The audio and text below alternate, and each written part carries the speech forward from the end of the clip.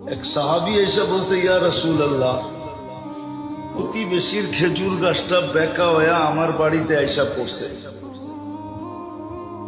কিন্তু খেজুর যখন পাইকা পড়ে তা আমার বাচ্চারও দুই একটা কুড়ায় নেয়, কিন্তু প্রতিবেশীটা এমন যে মুখের ভিতর থেকে পর্যন্ত আঙ্গুল দিয়া বাহির করে নেওয়া যায়। আপনি একটু ওরে বলেন না, হয়তো আমার কাছে বেচা ফেলো, আর নইলে খেজুর গাছটা একটু নিয়ে দেন আমাকে। আল্লাহ রসুল ডাইকা জিজ্ঞাসা করছে, কিন্তু ওটা প্রতিবেশী হলে কি হবে? নিজেকে মুসলমান বললে কি হবে? আসলে ছিল মুনাফিক। আল্লাহ রসুল বলছে, খেজুর গাছটা দিয়া দে, জান্নাতে একটা খেজুর গাছ তোকে নিয়ে দিব। তো বলছে, ইয়া রাসূলুল্লাহ, এটা ছাড়া যদি আরেকটা বলতেন তো দিয়া দিতাম। এটার খেজুর গুলো আমার বাচ্চার খুব পছন্দ।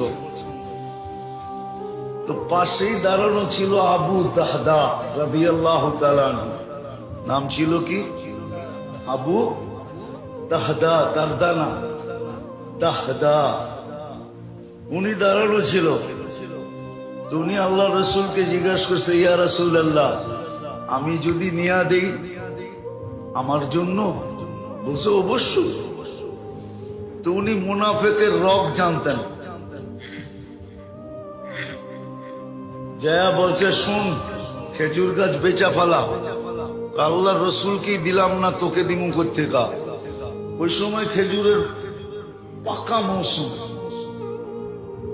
আমার ওই 600 বাগানের একটা গাছের একটা বাগান আছে, ওটা দিয়া বেচবি, সওদা করবি, ওটা দিয়া দিমু তোকে।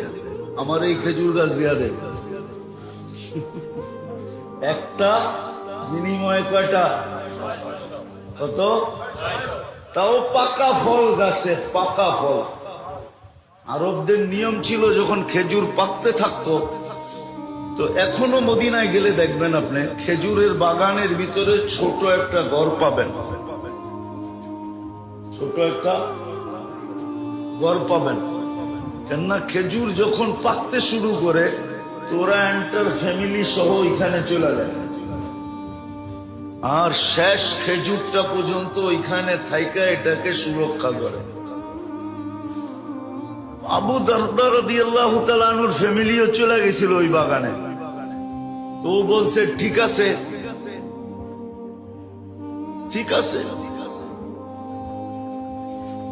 ওই 600 খেজুর গাছওয়ালা বাগান যদি দাও, তাহলে এটা দিতে রাজি। তো বলছে, ডান, নিয়ে নিলাম। দেখেন বেচা কিনি শেষ। তো দৌড়াইতেছে বাগানের দিকে, যায়া নিজে বাগানে ঢোকে নাই, কেননা বেচা তো হয়ে গেছে। বাইরের থেকে আওয়াজ দিতেছে, উম্মাদ দাহদা। ওনার নাম ছিল আবু দাহদা, ছেলের নামে নাম।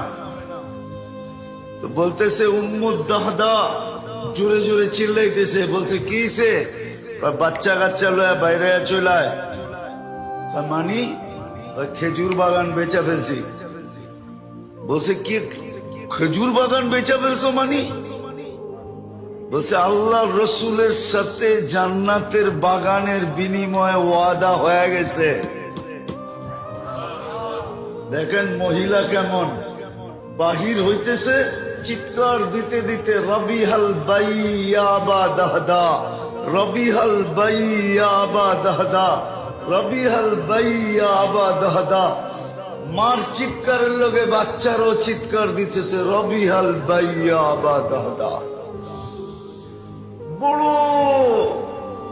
দামি ব্যবসা করে আসছো তুমি। জান্নাতের বাগান দুনিয়ার বাগানের বিনিময়ে বড় লাভজনক ব্যবসা। বাইরে চলে আসছে, বাগান ওকে বুঝাইয়া দিয়া বলছে, ইয়া রাসূলুল্লাহ, খেজুর গাছ কিনা ফেলছি। আল্লাহ রসুলের চক্ষু কপালে উঠাইয়া দিছে আবু দাহদা। এক খেজুর গাছের বিনিময়ে 600 খেজুর গাছের বাগান, তাও মৌসুমের ভরা খেজুর সহ। এটা ছিল জান্নাতের শহর।